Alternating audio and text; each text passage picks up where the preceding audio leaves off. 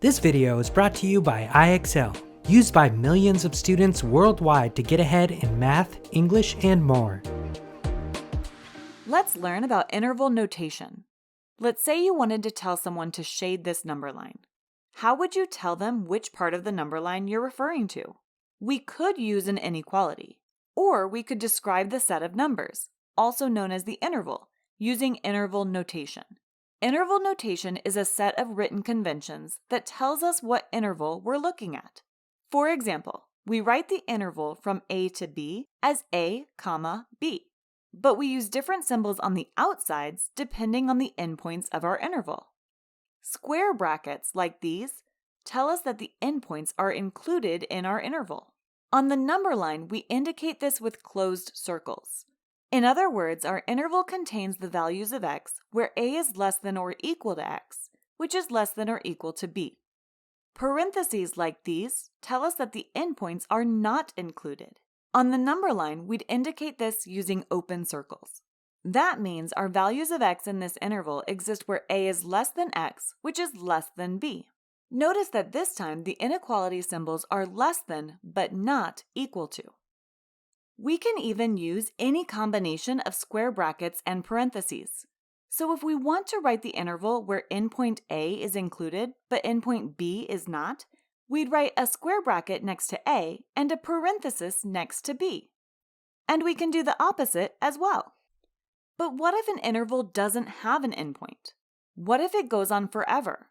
We could write the inequality to match this number line. X is greater than A. But in interval notation, we write this interval as a to infinity.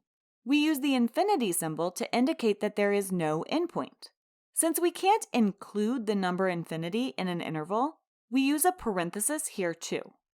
Additionally, if we have an interval that goes infinitely towards negative values, we'd write negative infinity in our interval. So this interval shows all the values of x that are less than or equal to b. Phew! That's a whole lot of information. Let's look through some examples to help us use these rules in practice. Here's our first example. We have the inequality -12 is less than x, which is less than or equal to 5. We want to determine the interval for this inequality. We know the two endpoints are -12 and 5, but that's represented in all four options. So let's look closer. Is -12 included or excluded from our interval?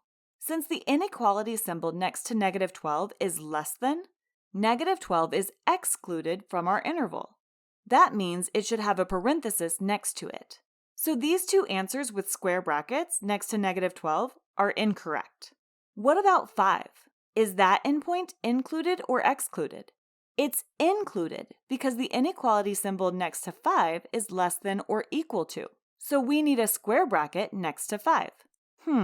A parenthesis next to -12 and a square bracket next to 5. That's this one. We got it. Let's try another. Now we have an interval, and we want to write the inequality that interval represents. This time, we only have one endpoint, -2. How can you tell if the -2 is included or excluded? The square bracket.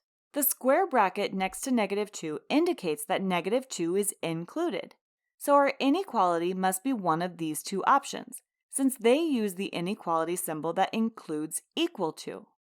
What else do we know? We know that the inequality goes on towards positive infinity. That means we're looking for an inequality that covers all of the numbers bigger than -2. The third option shows the numbers less than or equal to -2. That isn't right. So the inequality that matches our interval must be this one. X is greater than or equal to -2. Here's another type of example. We're given an interval and we want to graph it on the number line. We know we're going to be looking at these numbers between -3 and 4. But what should we do about the endpoints? We have square brackets on both -3 and 4, which tells us that both points are included in our interval. Do you remember how to indicate that on the number line? We use closed circles. So there's a closed circle at -3 and another at 4. Let's look at one more problem. We want to graph this interval. It has one endpoint at -1. Is that endpoint included or excluded? Excluded. So let's draw an open circle at -1. And since the number on the left of the interval is -infinity, we'll have to draw an arrow pointing to the left. And that's our graph. Interval notation takes some time to get used to, but with some practice, you'll get there. Go try it on your own. Head over to IXL.com to check out this video and thousands more in math and language arts.